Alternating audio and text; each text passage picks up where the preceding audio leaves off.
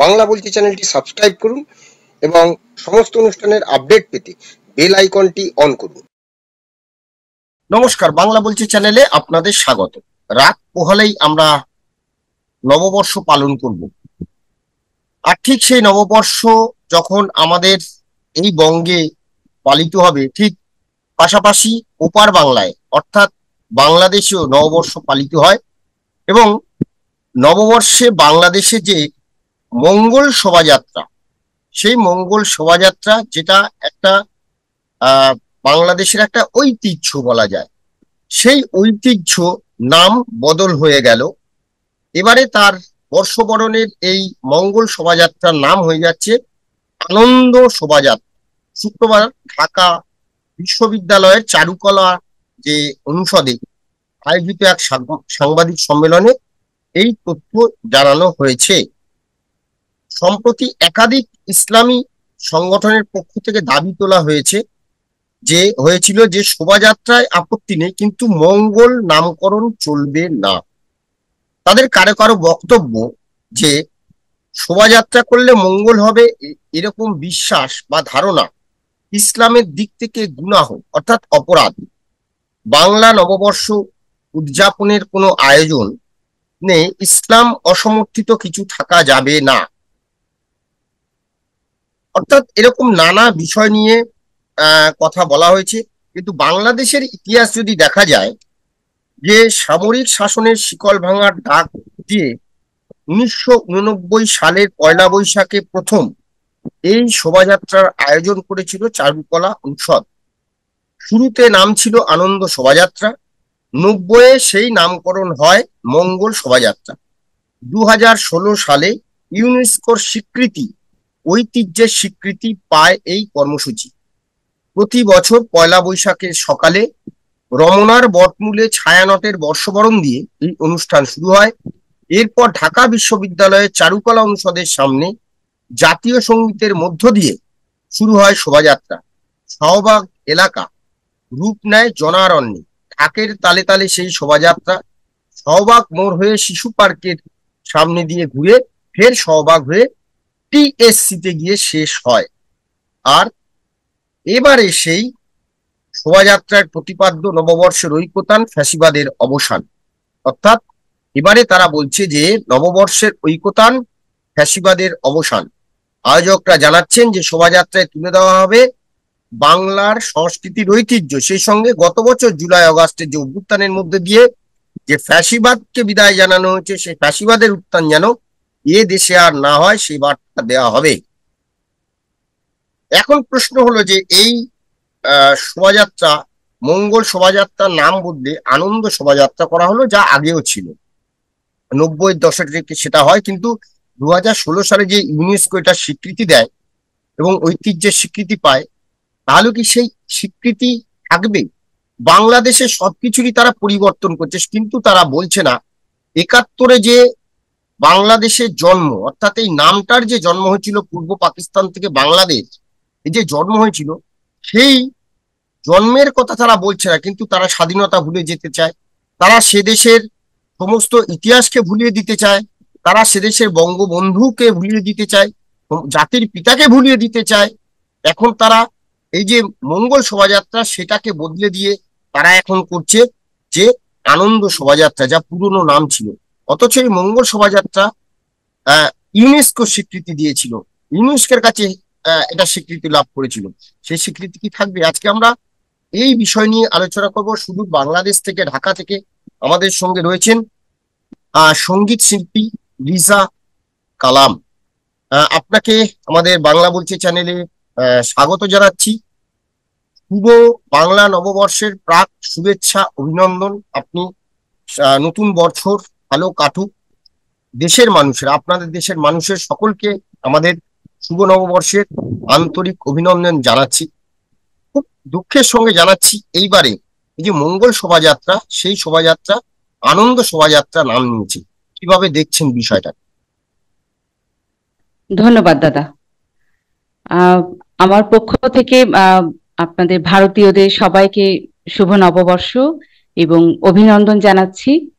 কারণ ভারত আমাদের পরম বন্ধু, আমি বিশ্বাস করি দাদা, যখন 1971 সালের 25শে মার্চ আমার বুড়িগঙ্গার নদী যখন রক্তে লাল হয়ে গিয়েছিল, হাজার হাজার মানুষকে পাকিস্তানি বাহিনী হত্যা করেছিল, তখন আমার যতটুকু, আমি মুক্তিযোদ্ধার সন্তান, আমি আমার বাবার কাছ থেকে যেটা জেনেছি, একমাত্র ভারত ছাড়া আমাদের পাশে আসলে কেউ ছিল না আমাদেরকে সহযোগিতা করার জন্য। এবং খুব শ্রদ্ধার সাথে স্মরণ করি আপনাদের শ্রীমতী ইন্দিরা গান্ধীকে, যিনি আমাদের প্রায় 1 কোটির উপরে আমাদের জনগণকে সেখানে আশ্রয় দিয়েছেন। আপনারা সশস্ত্র সংগ্রাম করেছেন আমাদের সাথে, এবং আপনারা যেভাবে আমাদের পাশে ছিলেন, সে কারণে হয়তো বা আমরা খুব তাড়াতাড়ি সে পাকিস্তানি হানাদার বাহিনী থেকে আমাদের দেশটাকে আমরা রক্ষা করতে পেরেছিলাম, একটি স্বাধীন সার্বভৌম রাষ্ট্র আমরা গঠন করতে পেরেছিলাম। আর দাদা যে কথাটা বললেন যে আসলে নববর্ষ এবার আমাদের জন্য, আসলে না, আমরা এতটুকুই হতাশ যে যেখানে বাংলাদেশের নামই পরিবর্তন করতে চায়, সেখানে আপনার মঙ্গল শোভাযাত্রার নাম পরিবর্তন করবে, এটা কোনো বড় বিষয় আমার মনে হচ্ছে না। তারা তো বাংলাদেশটাকেই মানছে না, তারা তো বাংলাদেশটাকেই সমস্ত কিছু পরিবর্তন করতে চাচ্ছে। তারা মঙ্গল শোভাযাত্রাকে এই মানে তারা তো কোনো মঙ্গল চাচ্ছে না। মঙ্গল চাইলে চাইলে তো সেই নামটা পরিবর্তন করতো না। তারা তো ভালোটা চাচ্ছে না দেশে। তারা বাংলাদেশটাকে পূর্ব পাকিস্তান করার একটা ষড়যন্ত্র নিয়ে আসছে। এটা হলো এই যে 71 সালে যে পরাজিত শক্তিটা ছিল, এই তাদের পরাজয়ের সেই যে গ্লানিটা এদেরকে বারবার তাড়িত করে। এই যে তাদের একটা পরাজয় তারা সেদিন মেনে নিতে পারেনি, যে কারণে তারা এই যে একটা অনেক দিন ধরে কিন্তু এই ষড়যন্ত্রটা, যেটাকে ম্যাটিকুলাস ডিজাইন বলে, এই ষড়যন্ত্র করে মুক্তিযুদ্ধের সবচেয়ে বড় সপক্ষের শক্তি বাংলাদেশ আওয়ামী লীগের যে সভানেত্রী, যিনি ক্ষমতায় ছিলেন, তাকে তারা কি ন্যাক্কারজনক ভাবে কি ষড়যন্ত্র করে একদম মেরে ফেলার যে একটা ষড়যন্ত্র তারা করেছিল। এবং তাকে আসলে না সরালে বাংলাদেশকে পূর্ব পাকিস্তান করার এই যে তারা একটা এজেন্ডা নিয়ে আসছিল, এটা মনে হয় বাস্তবায়িত হতো না। তারা একটার পর একটা, দেখেন দাদা আপনি, তারা এসে কিন্তু 71কে থাবা দিল। আমার মানচিত্র দিয়ে আজকে অঝরে রক্ত ঝরছে। আমার মানচিত্র আজকে আমার পতাকা আজকে খণ্ড বিখণ্ড তারা করতে চাচ্ছে। তারা বাংলাদেশটাকে মানছে না, তারা 71কে মানছে না, তারা বঙ্গবন্ধুকে মানছে না, তারা আমাদের বীর শ্রেষ্ঠ শহীদদের মানছে না। তারা বাংলাদেশ থেকে তারা নামটাকে পরিবর্তন করতে চাচ্ছে, তারা জাতির জনকে বঙ্গবন্ধুর নামটা মুছে ফেলতে চাচ্ছে। আমার 7 জন বীর শ্রেষ্ঠ, দেখেন আমাদের 71-এর যত স্মৃতি স্তম্ভ ছিল তারা সবগুলো গুড়িয়ে ফেলেছে। আপনি 52 ভাষা আন্দোলনে যে আমাদের শহীদ মিনার, সেটাকে তারা লাথি মেরে গুড়িয়ে ফেলেছে। আপনি বলেন যে এই যে আমাদের 32 নাম্বার বঙ্গবন্ধু ভবন, যেটা সেটা কিন্তু জননেত্রী শেখ হাসিনা আমাদেরকে দিয়ে দিয়েছেন, তিনি কিন্তু রাখেননি এই সম্পত্তিটা। এই সম্পত্তিটা কিন্তু এখন শেখ রেহানা আর শেখ হাসিনার না, এটা আমাদের সম্পত্তি। যেই বাড়িটা থেকে স্বাধীনতার স্বপ্ন বপন করা হলো, সেখান থেকে স্বপ্ন দেখা হলো যে আমরা একটি স্বাধীন সার্বভৌম রাষ্ট্র করব, সেই বাড়িটাকে তারা দুমড়ে মুচড়ে একবার পুড়িয়ে ফেললো, তারপর তো বুলডোজার দিয়ে ঘুরিয়ে ফেললো। এখন আমার কথা হলো, এই যে তারা 32 নাম্বার ভাঙলো দাদা, আমার মনে হয় যে তারা নিজের পায়ে নিজেই কুড়াল মেরেছে। কারণ 32 নাম্বার তখন ঘরে ঘরে জন্ম নিয়েছে। এক বঙ্গবন্ধুর নাম তারা মুছে ফেলতে চাচ্ছে, কিন্তু আপনি দেখেন ঘরে ঘরে এখন বঙ্গবন্ধুর নামটা এত মুছে ফেলা এত সোজা না। যিনি মাত্র 55 বছর বেঁচে ছিলেন, তার মধ্যে 13টা বছরই তিনি কারাগার বরণ করেছেন, একমাত্র আমাদেরকে স্বাধীন করার জন্য, আমাদেরকে বাংলাদেশ নামক একটি স্বাধীনতা স্বাধীন দেশ উপহার দেওয়ার জন্য।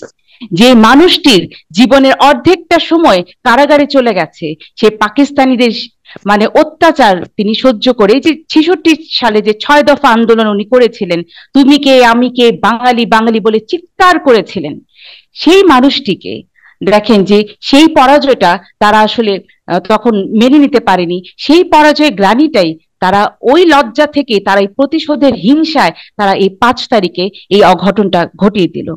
এবং আপনি খুব অবাক হবেন যে তারা কিন্তু আন্দোলনটা শুরু করেছিল একটা কোটা আন্দোলনের ভিত্তিতে। একদম, হ্যাঁ, ছোট আন্দোলন দিয়ে আমাদের শুরু করেছিল, এবং যে যে আন্দোলনের একটা ছাত্র আন্দোলন ছিল, সেই আন্দোলনটা হয়ে গেল হাসিনাকে দেশ থেকে তাড়াও।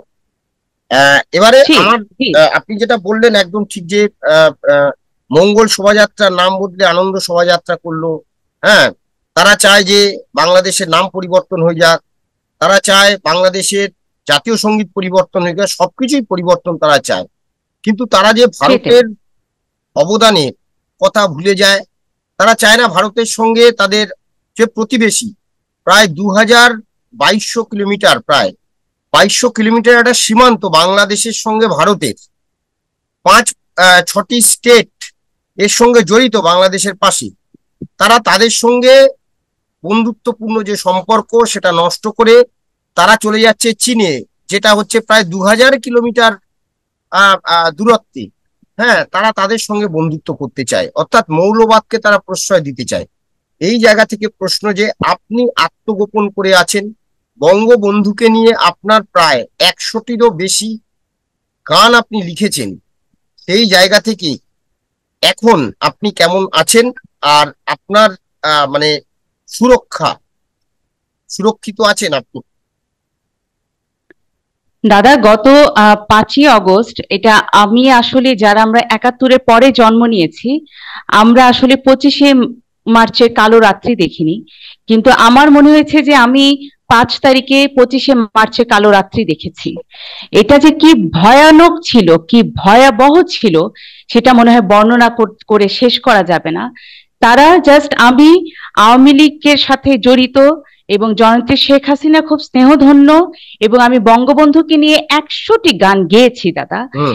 এই একটা তাদের কাছে অপরাধ মনে হয়েছে, এবং এই অপরাধে তারা আমার 5 তারিখে সেই বিকালের পর থেকে আমার বাসায় অসংখ্য ফোনের উপরে ফোন, তারা মানে অকথ্য ভাষায় গালিগালাজ করছে। এবং আমি ভেবেছিলাম দাদা যে তারা হয়তোবা গালিগালাজ করে হয়তোবা থেমে যাবে। সন্ধ্যার পরে দেখলাম যে না, তারা সদল বলে চলে আসলো, আমার বাচ্চা কাচ্চা সহ আমার ফ্যামিলি সবাইকে তারা পুড়িয়ে মেরে ফেলবে। এবং তখন আমার বাসার নিচে যে দুই একজন আমার বন্ধুরা ছিলেন, যারা আমাদের ভালো চাইতেন, তারা জাস্ট আমাকে ফোন করে বলছে যে ভাবি, আপনি বাচ্চাদের নিয়ে চলে যান, নাহলে আপনাকে পুড়িয়ে তারা ছাই করে ফেলবে। এবং দাদা, আপনি বিশ্বাস করবেন না, আমি একজন মা হিসেবে আমার সন্তান দুটার 4টা চোখের কথা মনে হলে এখন আমার গা শিউরে ওঠে, এবং তাদের ভিতরে, তাদের চোখে মুখে যে কি ভীতি! আমার এখন আজকে প্রায় 7-8 মাস হয়ে গেছে, আমি ঘর থেকে বেরোতে পারি না। এবং আপনি কষ্ট পাবেন আরেকটা সবচেয়ে বড় কথা, যে আমার এই খবরটা আমার বাপের বাড়িতে কেউ জানতো না। আমি চাইনি যে এই কথাটা যাক, এবং আমার সামহাও কিভাবে আমার বাবার বাড়িতে এই কথাটা চলে যাওয়ার পরে আমার মার শরীরটা একটু খারাপ ছিল, উনি একটু অসুস্থ ছিলেন। হ্যাঁ, আমার শুনেছি। মা আপনি এটা শোনার আপনার পরে সাথে আসলে আমার আপনার সাথে আমার নিতে যখন পারেনি। কথা হয়, আপনি বলেছেন যে আপনাকে পুড়িয়ে মারার চেষ্টা করা হয়, এবং সেই কথা আপনার মায়ের কাছে যাওয়ার পরে আপনার মা মানে আর সহ্য করতে না পেরে তিনি অসুস্থ হয়ে পড়েন এবং মারাও যান। আমার মা মারা যান, জি। হুম। এবং আজকে প্রায় 7-8 মাস আমার মাকে কোথায় কবর দেয়া হয়েছে, আমার মায়ের কবর আমি আসলে দেখতে পারিনি একদম। দাদা। হুম। আমি সন্তান হিসেবে আমার আসলে এতটাই দুর্ভাগ্য যে আমি বঙ্গবন্ধুকে ভালোবাসি, আমি বাংলাদেশটাকে ভালোবাসি, আমি জননেত্রী শেখ হাসিনাকে ভালোবাসি। এইটা যাদের কাছে অপরাধ মনে হয়েছে, তারা একটি সন্তানকে তার মায়ের কবর দেখতে দিচ্ছে না, এটা আমার জন্য। কারণ আমি বের হতে পারছি না, কারণ বাইরে তো মব ছেড়ে দিয়েছে, মব সৃষ্টি হচ্ছে। আপনি দেখেন যে এখন যদি আমাদের রাস্তায় যদি কেউ চিনে ফেলে, কেউ বোঝে যে এই মানুষটি আওয়ামী লীগ করে, আপনি সাথে সাথে পিটিয়ে মেরে ফেলবে। কোনো আইন শৃঙ্খলা, কোনো তোয়াক্কা কেউ করছে না। এই যে একটা মব বাহিনী ছেড়ে দিয়েছে। আমি 5 তারিখে যখন আমার বাড়িতে হামলা করে, আমি তখন আমার থানার ওসি কে ফোন করেছিলাম দাদা। আমার থানার ওসি আমাকে বলছে যে আপু, আমরাই পালিয়ে আছি, আমরা নিজেরাই পালিয়ে আছি জানের ভয়ে, আমাদেরকেও তারা মেরে ফেলবে। এবং কি ভয়ানক জঙ্গি হামলা! এটাকে আমি কখনোই গণ অভ্যুত্থান বলবো না, ছাত্র আন্দোলন বলবো না, এটা হলো ক্ষমতা দখলের একটা আন্দোলন ছিল। কারণ জননেত্রী শেখ হাসিনাকে যদি না সরানো যেত, তাহলে বাংলাদেশকে 50 বছর পিছিয়ে দেওয়া যেত না, বাংলাদেশকে পাকিস্তান নামটা করা যেত না, কারণ উনি একজন এমন আয়রন লেডি যার নেতৃত্বে গত 15-16 বছরে বাংলাদেশটা কোথায় গিয়ে দাঁড়িয়েছিল। আমরা বিশ্বের বুকে মাথা উঁচু করে বলতে পারতাম আমরা বাংলাদেশি, আমরা বাঙালি, আমরা বাংলাদেশে, আমরা শেখ হাসিনার দেশের মানুষ। দেখেন আমাদের ইউরোপ কান্ট্রিতে কিন্তু আমাদের ভিসা মনে হয় 2000 সালেও আমরা দেখিনি যে এত অ্যাভেলেবেল ছিল। তার নেতৃত্বে দেখেন আমরা যে কোনো ইউরোপ কান্ট্রি ভিসা পেতাম। হ্যাঁ, ওকে ফাইন, তোমরা বাংলাদেশি, আমাদেরকে দিয়ে দিত। এই একটা মানুষ চলে যাওয়ার পরে গণধর্ষণের মহা উৎসব চলছে বাংলাদেশে। 4 বছর থেকে শুরু করে 8 বছর থেকে শুরু করে দাদা, যারা যে বাচ্চা মেয়েটা নারী হয়ে ওঠেনি, তার দেহে কি আকৃষ্ট করলো এই জানোয়ারদেরকে, এই পশুদেরকে, যে তারা গণধর্ষণ একটা মহা উৎসব বাংলাদেশে শুরু হয়ে গেল। এবং একটা মানুষ, একটা নেত্রী, একটা লিডার এই সবগুলো জঙ্গিকে বোতলবন্দি করে রেখেছিলেন। এবং উনি যাওয়ার পরে মানে সবগুলো মনে হয় যে নারীর উপরে হামলা করলো, বিকৃত মানে মন মানসিকতা নিয়ে। আমাদের এই যে দেশে যে আমাদের যে জঙ্গিবাদ বলেন, মৌলবাদ বলেন, আমাদের যে উত্থানটা, এই যে আমাদের মেন্টালিটি যে এত জঘন্য হয়ে গেছে যে আমরা একটা 4 বছরের বাচ্চাকেও তারা ছাড় দিচ্ছে না। আমি যদি এখন আপনাকে লিস্ট বলা শুরু করি, আপনার এই অনুষ্ঠানের সময় শেষ হয়ে যাবে যে কি পরিমাণ আইন শৃঙ্খলার যে কি অবনতি দাদা, আপনি চিন্তা করতে পারবেন না, আপনি একটা কেস নিতে পারবেন না। আপনি যে ধর্ষিতা হয়েছে তার বিরুদ্ধে যে ধর্ষক, তার পক্ষে উকিল দাঁড়িয়ে যাচ্ছে। কোন রুচিতে একজন ধর্ষকের পক্ষে একজন লয়ার দাঁড়ায়, আর যে ধর্ষিতা হচ্ছে সে তো মারাই যাচ্ছে, তার পক্ষে আপনি লয়ার পাবেন না। আর আপনি আওয়ামী নিধন করেন একটা দল, যে দলটি বাংলাদেশের স্বাধীনতা মুক্তিযুদ্ধের নেতৃত্ব দানকারী দল, সেই দলটি সমান নিধন করে যাচ্ছে। আমার দলের হাজার হাজার নেতাকর্মী দাদা কয়জন দেশের বাইরে আছে? 95% মতো দেশের ভেতরেই আছে। এবং তাদেরকে যেভাবে অত্যাচার করছে, এটা কোন ধরনের আইন? সবাই কি কারাপ্টেড? সবাই কি অপরাধী? বাংলাদেশ আওয়ামী লীগের 7 থেকে 8 কোটি, এখন তো মনে হয় বেড়েছে, যে সমর্থক, সবাই কি অন্যায় করেছে? কি অন্যায় করেছে দাদা? আমি তো বুঝি না। দেশকে ভালোবাসে, আওয়ামী লীগকে ভালোবাসে, বঙ্গবন্ধুকে ভালোবাসে, এটা কি আমাদের অপরাধ যে আমরা রাস্তায় বের হলেই আপনারা মব সৃষ্টি করে দিচ্ছেন, মব ক্রিয়েট করছেন? মানে দেশের বাইরে থেকে একজন পিনাকি ভট্টাচার্য, একজন ইলিয়াস বললো যে 32 নাম্বার ভেঙে দাও, কতগুলো জনতা এসে, কতগুলো মানে বাচ্চা বাচ্চা ছেলে এসে 32 নাম্বার ভেঙে দিচ্ছে, স্মৃতিসৌধ ভেঙে দিচ্ছে, শহীদ মিনার ভেঙে দিচ্ছে। আমরা কোন দেশে আছি বলেন? এটা কোন দেশ? আমরা কোথায় যাচ্ছি? জানি যে বাংলাদেশের মানুষ সংখ্যালঘু মানুষ তো বটেই, সেই সঙ্গে শুধু সংখ্যালঘু নয়, সংখ্যাগুরু যারা, তারাও কিন্তু শান্তিতে নেই। সেখানের যে মূল্য জিনিসের, নিত্য প্রয়োজনীয় জিনিস যেভাবে দাম বেড়েছে, এবং সেই সঙ্গে মানুষের প্রতিদিনকার চলার জন্য যে একটা শান্তি শৃঙ্খলা, আইন শৃঙ্খলা বজায় রাখা, সেগুলো কিছুই নেই। বাংলাদেশ একটা নৈরাজ্যের পথে চলছে। আমরা আশা করব যে হয়তো মঙ্গল শোভাযাত্রার নাম তারা পরিবর্তন করছে, কিন্তু মানুষের কাছ থেকে তো সেই পরিবর্তন কেড়ে নেওয়া যায় না, মানুষের মনকে কেড়ে নেওয়া যায় না। সেটা যেমন একদিকে, তেমনি অন্যদিকে নতুন বছরে আমরা আশা করব যে নতুন সূর্য বাংলাদেশে উঠবে। বাংলাদেশের মানুষ আবার নতুন ভাবে নতুন বছরে তাদের সেই পুরনো দিন ফিরে পাবে।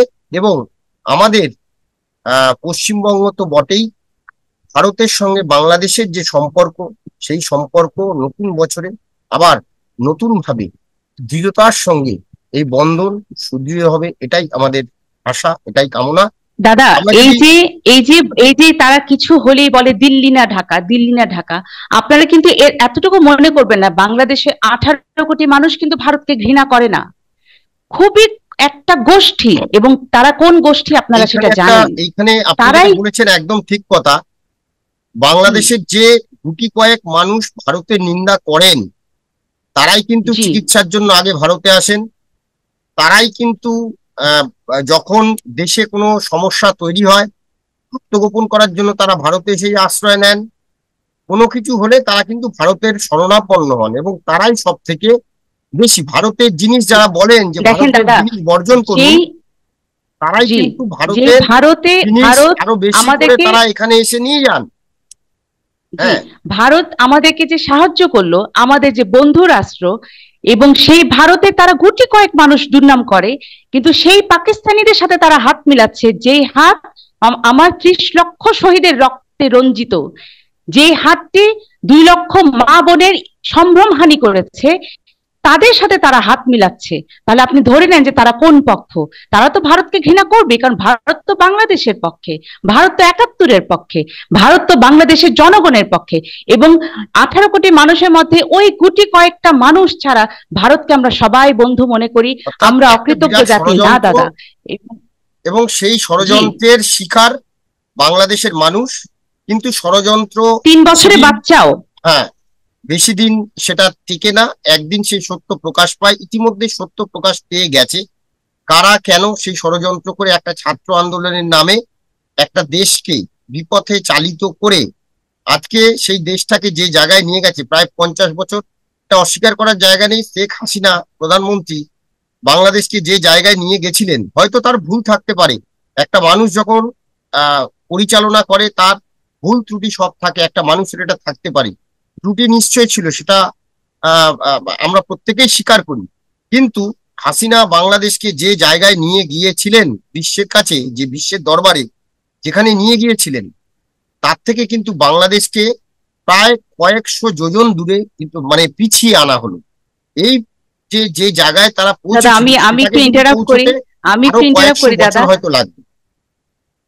হ্যাঁ, আমাদের আমাদের জনগণ এখনই বুঝে গেছি যে আমরা নিজের পায়ে নিজে কুড়াল মেরেছি।